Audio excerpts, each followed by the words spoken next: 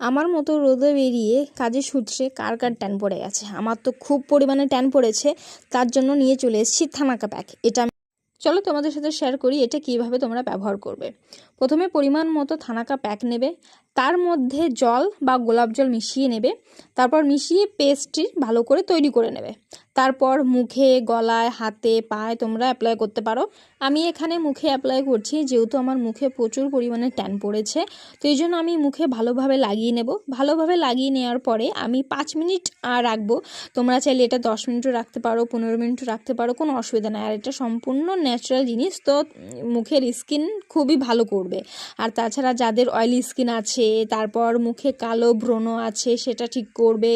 আর তাছাড়া নিয়মিত ব্যবহার করলে ত্বক ফর্সা, মসৃণ ও উজ্জ্বলও করে তোলে। ব্রণ তো দাগ কম করবেই, তাছাড়া যে মেছেতা যে প্রবলেমটা থাকে, অনেকের মুখে অনেক মেছেতা থাকে, তো সেটা আপনার কম করবে, ত্বককে করবে পরিষ্কার।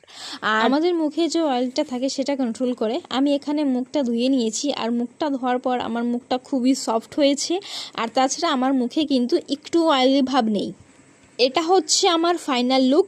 আমি থানাকা প্যাক মেখে খুবই স্যাটিসফাই। আমার মুখে প্রচুর পরিমাণে ট্যান ছিল, যেটা অনেকটা কমে গেছে। চিন্তা না করেই স্ক্রিনের এই নাম্বারে দেওয়া এক্ষুনি অর্ডার করুন।